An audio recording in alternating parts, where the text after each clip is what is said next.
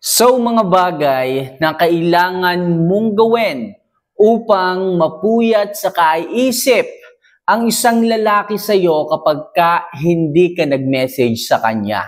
Okay? So para maging effective mga kamamay, yung hindi nyo pag-message sa isang lalaki para kayo ay isipin ng mga yan, gawin nyo mga kamamay ang mga bagay na sasabihin ko sa inyo.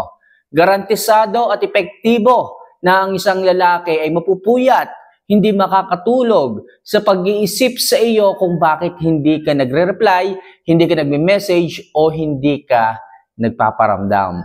So mga kamamay, huwag na natin ito masyadong patagalin. Simulan na natin ang topic natin ito ngayon sapagkat marami ang interesado dito. So ano pang hinihintay natin?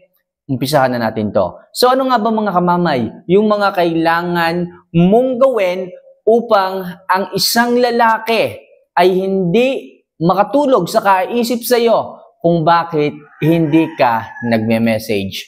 So gawin mo to Number 1, mas ipakita mo na masaya ka sa buhay mo ngayon kahit wala siya.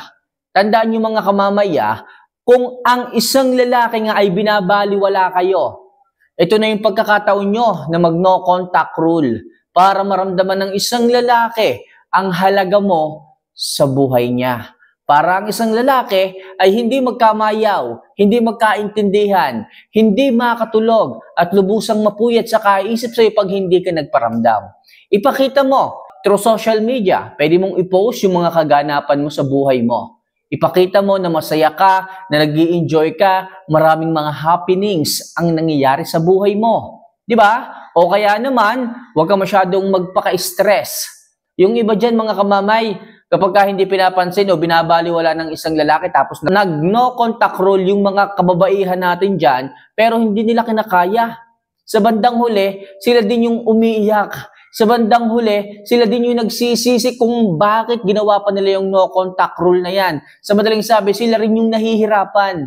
Tapos, kapag nalaman ng isang lalaki na kayo ay umiiyak, kayo ay nagdurusa o kayo ay nasasaktan dahil nag-no contact rule kayo tapos magpo-post kayo sa social media na sad girl kayo, umiiyak kayo, malungkot ang status ninyo. Okay, may crying face pa sa mga emojing ipinopost nyo. Tatawanan kayo ng lalaki kapag ganyan mga kamamay. Sa halip, kung kayo is mag-no contact rule mga kamamay, kailangan kaya ng puso at damdamin, lalo na ng isipan ninyo, na gawin, na tiisin, na hindi dapat kayo nagpaparamdam sa kanila. Okay? Para sa ganon, pag nakita ng isang lalaki na masaya kayo, hindi nyo sila hinahanap, hindi kayo nagiging needy sa kanila, parang makikita ng isang lalaki na wala na sila sa equation ng buhay nyo. Lubos na magsisisi ang isang lalaki kapag kaganyan. Medyo mahirap yan sa umpisa, sa una mga kamamay, pero in the long run mga kamamay, magbubunga yan. At mas tataas ngayon ang halaga mo pagdating sa isang lalaki sapagkat nakikita niya na sumasaya ka. Nakikita niya na parang hindi siya kawalan sa buhay mo nung hindi siya nagparamdam. Okay, nung binabaliwala ka niya.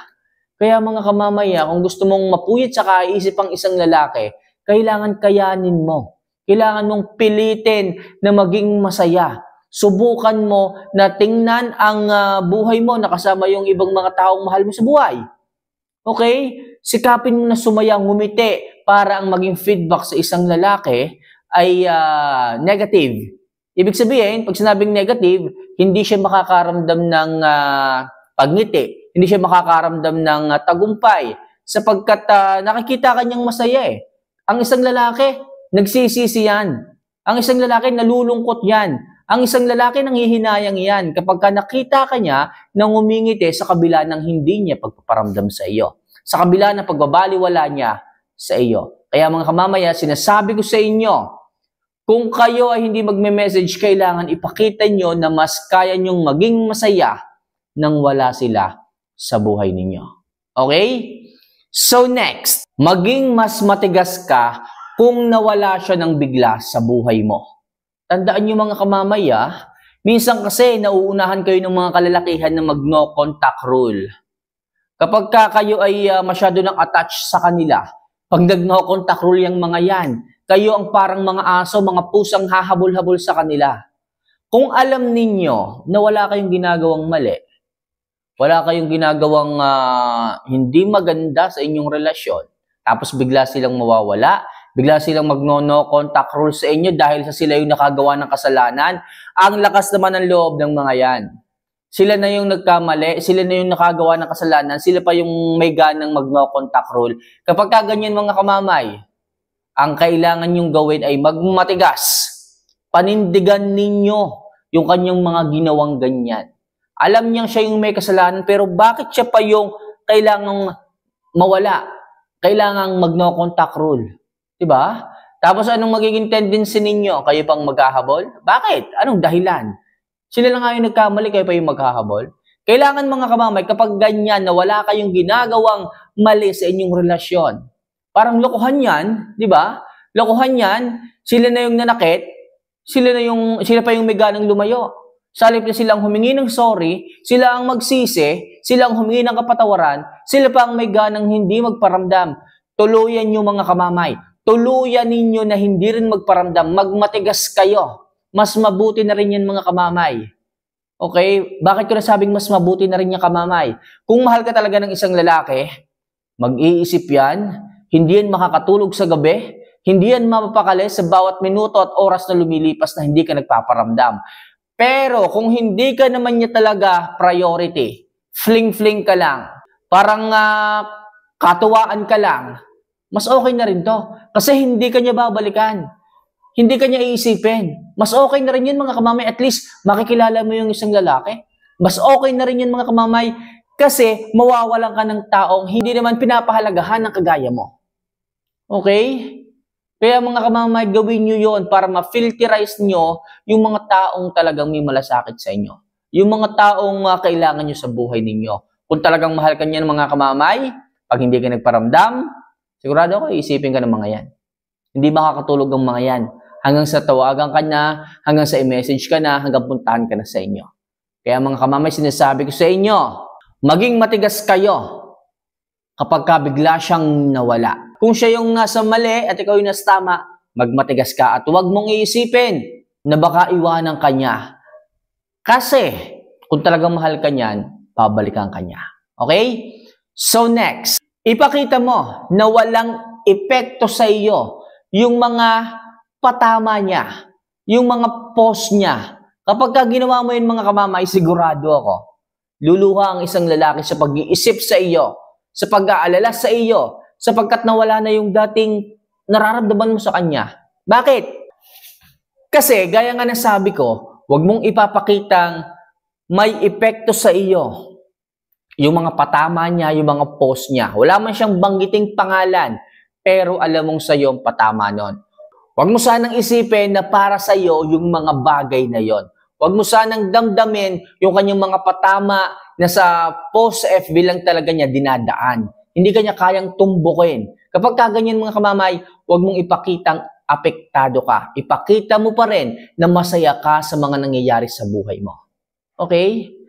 Ang goal natin dito mga kamamay, paghabulin natin ang lalaki. Pero kung magiging epektibo sa iyo yung mga patama niya, di ba? Ikaw rin yung kawawa. Hindi lalambot ang puso ng isang lalaki. Mas tataas ang pride ng mga yan. Kapag ka nasasaktan ka, kapag ka nagiging marupok ka. Kaya mga kamamay, ako na nagsasabi sa iyo, maging matigas kayo sa kung ano mang gagawin niyang patama, sa kung ano mang gagawin niyang pagpo-post sa social media. Sigurado ako gagawin ng mga yan para lumambot kayo, para pagsisihin kayo, para pasunurin kayo. Okay? Pag sumunod kayo sa mga mga kamamay, kawawa kayo. Hindi na kayo makakaahon sa balon na kinahulugan nyo sa kanila. Magiging alipin kayo, magiging sunod-sunuran kayo, at kailanman hindi kayo magagawang respetuhin ng mga yan. Kaya mga kamamaya, magmatigas kayo. Panindigan ninyo kung alam nyo nasa tama kayo. Okay? Huwag kayo magpapaapekto sa mga sinasabi niya, sa mga patama niya, sa mga pasaring niya sa social media. Okay? So next, mag-ayos at mag-post ka ng mga kaakit-akit na larawan. Napaka-effective nito mga kamamay. Mag-iisip ang isang lalaki Hindi ka niya makakalimutan kapag hindi ka nag-message sa kanya. Pero ang gagawin mo, magpo-post ka ngayon ng updated profile picture mo na kaakit-akit at maganda. Doon ka lang niya makikita at ng mga tao, ng mga lalaki, ng mga kaibigan mo. At pag nakita ka niya, sigurado ako maglalaway yan. Maglalaway yan kasi baka maraming mga kalalakihan ang nag-message na sa iyo. Baka maraming mga kalalakihan ang naghahabol na sa iyo. Baka maraming kalalakihan ang nag-aabang sa iyo at handa kang saluhin.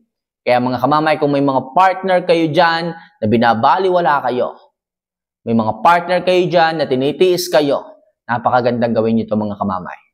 Mag-ayos kayo, magpaganda kayo, at i-post nyo sa social media yung mga kakit-akit nyong larawan. Wala pang alas 4 o mabilis pa sa alas 4, may message ka niya, kukulitin ka niya, tatawagan ka niya, magmamakaawa sila sa inyo. And last, huwag mong tangkain na i-message sila kung wala silang reply sa iyo. Okay? Mga kamamay, kailangan natin pag-isipin ang mga lalaki. Pero paano sila mag-iisip kung palagi kang nangungulit? Nag-reply ka na nga nung last conversation ninyo hindi na nga niya nagawang mag-reply pa sa iyo. Ibig sabihin, baliwala ka na talaga. Hindi ka na mahalaga. Hindi ka na priority. Kasi kung priority ka mga kamamay, kahit ang reply mo lang dyan okay, magre-reply at magre-reply pa yan. Kahit hindi ka mag-reply, magre-reply at magre-reply yan. Pero kung 2 beses ka nang nag-message sa kanya, mahaba na yung message mo nung nakaraan, inuulit mo pa ng mas mahaba pa para lang mag-reply at sinin ka lang niya, mga kamamay. Sabi ko sa inyo, hindi na kayo ganun kahalaga. At paano muling tataas ang halaga mo? Paano ka muling iisipin ng mga yan kapag hindi ka na nagparamdam? Huwag mong replyan. Hayaan mong magtaka yan. Gawin mo lang palagi yung pagpo-post mo ng mga updated profile picture mo. Ipakita mo lang na sumasaya ka sa buhay mo kahit wala siya. Makukuryos yan. Okay? Doon pa lang sa larawan, sa profile picture mo, nababaguhin mo, sigurado ako, lilingon agad dyan sa'yo ng bigla. Hahanapin ka kaagad niyan. Okay? Medyo ilabas mo lang ng konti yung 2 bundok mo. Konti lang naman. Sigurado ako, muling mag-iinit yan.